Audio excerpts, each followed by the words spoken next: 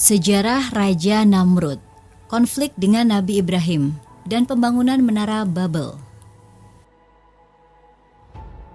Namrud, juga dikenal sebagai Nimrod dalam beberapa tradisi, adalah tokoh yang diyakini hidup pada masa Nabi Ibrahim, Abraham, di Mesopotamia kuno. Meskipun tidak banyak informasi historis yang dapat diverifikasi mengenai kehidupan dan keberadaannya, Namrud menjadi salah satu karakter yang penting dalam cerita dan legenda kuno. Namrud diyakini berasal dari Babylon atau Assyria, wilayah yang sekarang merupakan bagian dari Irak. Ia adalah seorang penguasa yang kuat dan ambisius, serta terkenal karena kesombongannya yang luar biasa. Namrud memerintah dengan tangan besi dan mengklaim sebagai Tuhan yang harus disembah oleh rakyatnya. Bahkan firman Allah menyebutkan dalam surah Al-Baqarah ayat 258 yang berisi, "Tidakkah kamu memperhatikan orang yang mendebat Ibrahim mengenai Tuhannya, karena Allah telah memberinya kerajaan atau kekuasaan. Ketika Ibrahim berkata, 'Tuhanku ialah yang menghidupkan dan mematikan,' dia berkata, 'Aku pun dapat menghidupkan dan mematikan.' Ibrahim berkata, 'Allah menerbitkan matahari dari timur, maka terbitkanlah ia dari barat.' Maka bingunglah orang yang kafir itu.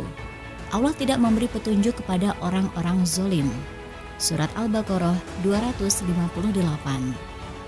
Ibnu Katsir berkata, tidak ada yang membuat Namrud sampai bertindak zolim, mengingkari Ibrahim dan amat keras menentangnya kecuali keangkuhan dirinya sendiri dan lamanya dia berkuasa. Ada yang mengatakan bahwa dia berkuasa menjadi raja selama 400 tahun. Adi Nuri berkata, dikatakan bahwa Namrud bin Kan'an adalah raja pengaku Tuhan yang berkuasa pada era Nabi Ibrahim. Dia adalah saudara sepupu Azar bin Torih, ayah Ibrahim. Adapun tindakan terkenal Namrud yaitu adalah pertikaiannya dengan Nabi Ibrahim dan pembangunan Menara Babel.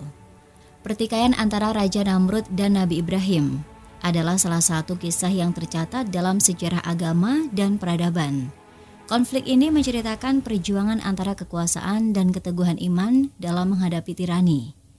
Nabi Ibrahim, seorang nabi yang dihormati dan dianggap sebagai tokoh penting dalam 3 agama besar, Islam, Kristen, dan Yahudi, hidup pada masa Raja Namrud.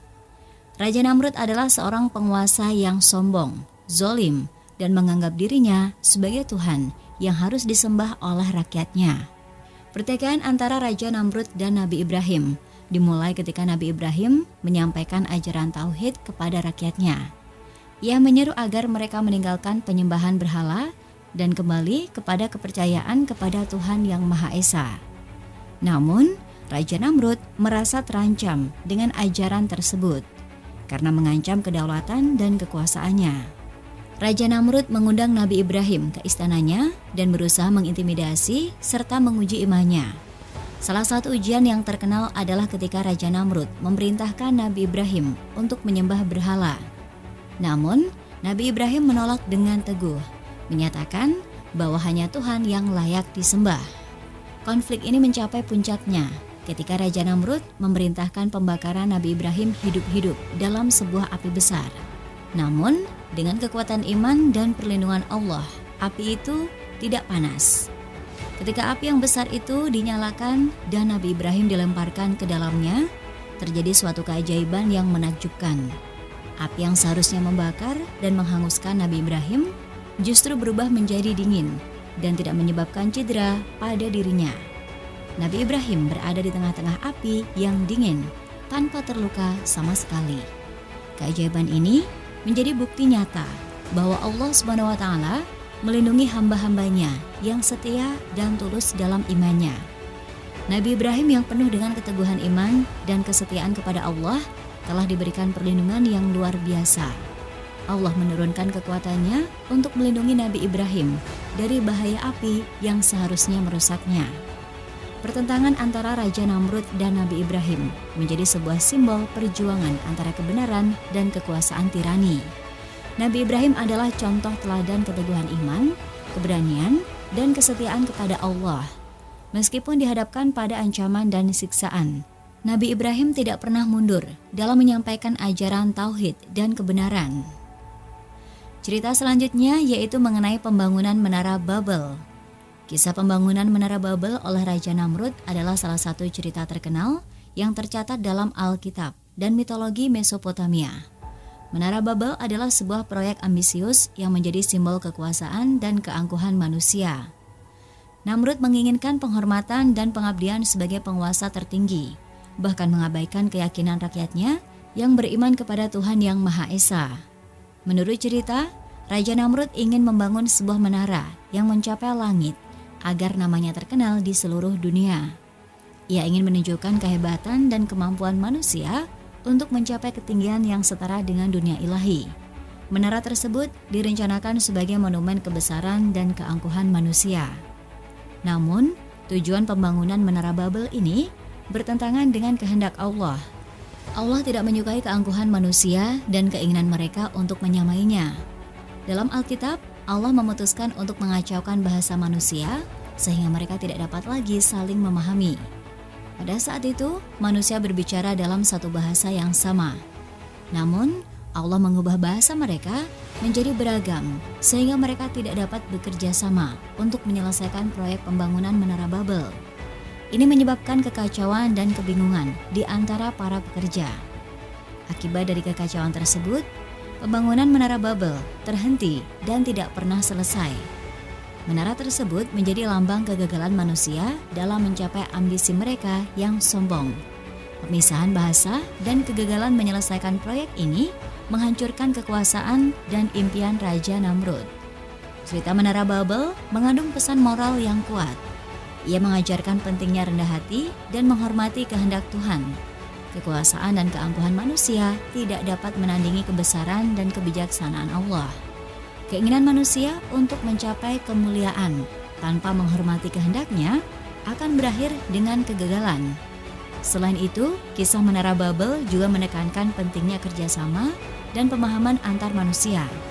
Ketika manusia berbicara dalam bahasa yang berbeda, mereka tidak bisa lagi saling memahami dan bekerja sama. Ini menunjukkan bahwa kerjasama dan persatuan adalah kunci kesuksesan. Sedangkan pemisahan dan perpecahan akan membawa kehancuran. Kisah pembangunan Menara Babel oleh Raja Namrud menjadi peringatan bagi manusia untuk menghindari keangkuhan, tetap rendah hati, dan menghormati kehendak Allah. Kebesaran dan keberhasilan sejati hanya dapat dicapai melalui ketaatan kepadanya dan saling bekerja sama dalam persatuan. Kematian Namrud dan para pasukannya sangat tragis. Diriwayatkan, Namrud dan seluruh pasukannya mati diazab oleh Allah SWT oleh wabah nyamuk. Seluruh pasukan Namrud mati seketika. Darah mereka dihisap dan daging mereka dimakan habis oleh nyamuk. Sedangkan Namrud masih selamat. Tetapi seekor nyamuk diutus untuk masuk ke kepala Namrud melalui lubang hidungnya dan bertahan di kepala Namrud sambil menyiksanya selama 400 tahun. Tak kuat dengan sakitnya, Namrud bahkan memukul-mukul kepalanya dengan tongkat dengan sekuat tenaga. Disebutkan bahwa ia menjadi raja yang zolim selama 400 tahun. Maka Allah pun mengazabnya selama 400 tahun hingga akhirnya ia mati karena seekor nyamuk kecil. Dalam versi lain, ada cerita yang mengatakan bahwa Raja Namrud terbunuh dalam pertempuran melawan suatu kekuatan atau tentara yang menentangnya. Dalam pertempuran tersebut, Raja Namrud dikalahkan dan gugur.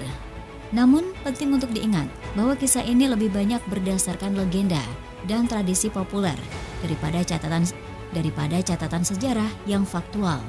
Karena itu, detail tentang kematian Raja Namrud sangatlah bervariasi dan tidak dapat dijamin kebenarannya. Kisah-kisah mengenai kematian Raja Namrud seringkali memiliki makna moral dan pesan terkait akibat kesombongan, ketidakadilan, dan penentangan terhadap kebenaran. Cerita-cerita ini menekankan pentingnya kesederhanaan, ketaatan, dan menghormati kehendak Tuhan. Jadi itu saja ya untuk kisah Raja Namrud versi cerita sejarah. Dan jangan lupa buat dukungannya silakan tekan tombol like, subscribe, aktifkan notifikasinya, dan jangan lupa untuk komen. Bye-bye!